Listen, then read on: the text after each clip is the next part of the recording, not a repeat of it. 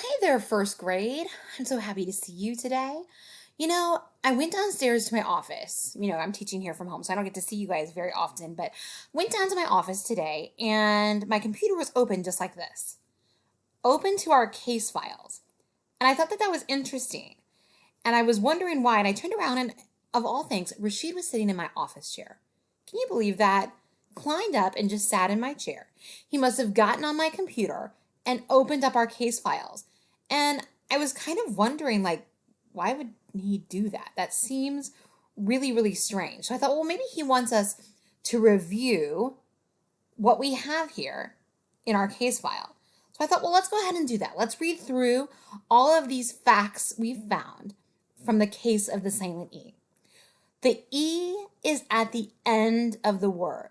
Okay, so we know that when we find the silent E, it's at the end of the word. The E doesn't make a sound. Well, that's what silent means, right? That E doesn't make a sound. This was the one we had tons of questions about, right? It changes any vowel to a long sound. So when we see that silent E at the end, it's not just A that changes its sound. I and O will also change their sounds to long sounds. And then we have to watch out for tricksters. Words like have that have that silent E at the end, but don't make the vowel say their long sounds. So I thought, okay, we'll go ahead and review this. But then Rashid had told me that he wanted us to do a little work. Like, Rashid, really? Really? A little bit of work? But he does. You know, Rashid, he's that detective. He's always trying to solve these mysteries. And so he had left me a few Post-it notes. And they were all over my desk. So I put those Post-it notes up on our screen. And I thought, I see these words. I wonder what in the world he wants us to do with them. And so I read through them and I looked at them and I noticed, well, now these words all have something in common. If you look at these words, they each have an O. Very interesting. And they each have an E at the end. So I thought to myself, well, now what does he want me to do with these words? Because they're pretty much all the same.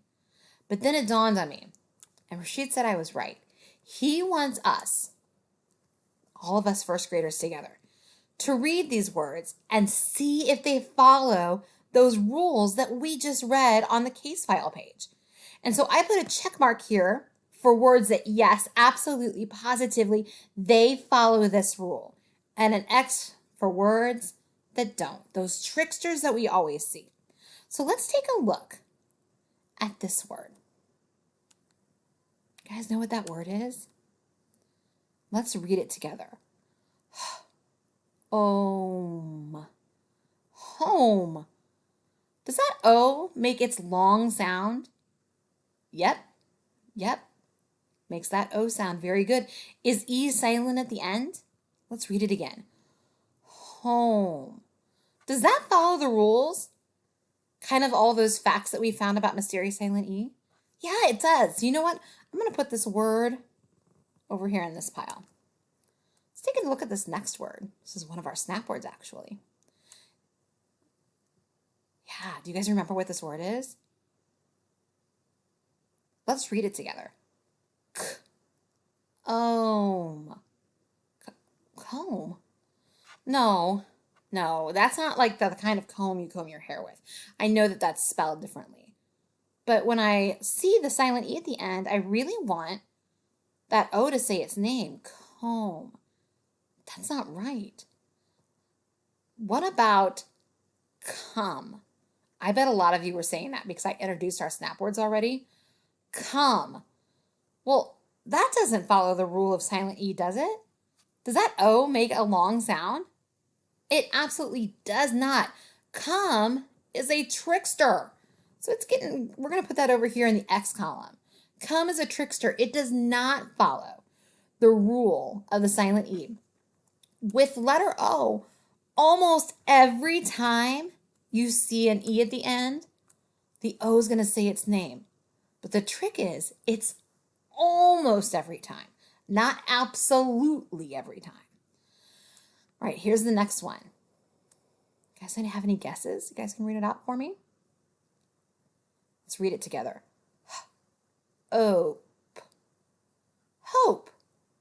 Like, I hope I get a pony for my birthday. Hope. What do you think? Does that follow the rule?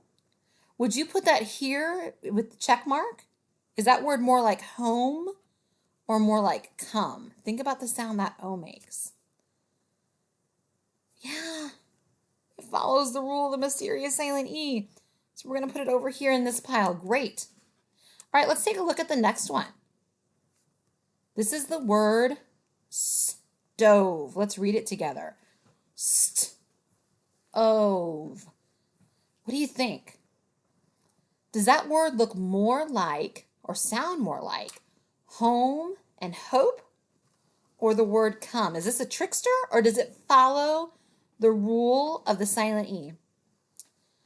You know what? You're exactly right. It does follow the rule of silent E because what sound does that O make?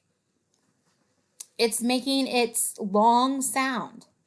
Very good. All right, we have one more left. Let's see. This is the word chose. Let's read it together. Ch-o's. Like I chose to wear a red sweater today. Chose. Let's read it again. Ch-o's. What do you think? Does it follow the case of the silent E? Or is it a trickster? You're right. You're right, guys. It does follow the case of the silent E. It does follow all of those rules that we have in our case file. So we only had one trickster today. So the word come is a lot like the word have. I'm going to put that down here just so that we can remember that sometimes there are little tricksters that are laying around. Have was definitely a trickster. And when we talk about long O in the case of the silent E, come is a trickster as well. So I want you to remember when you're reading and you're writing this week that when you are reading a word and you see an O with the E at the end, the silent E, it almost always makes its long sound. And when you're writing and you're saying that long O sound, there's almost always a silent E that you need to be writing at the end. But we always have to be on the lookout for the tricksters. All right, guys, happy reading and writing.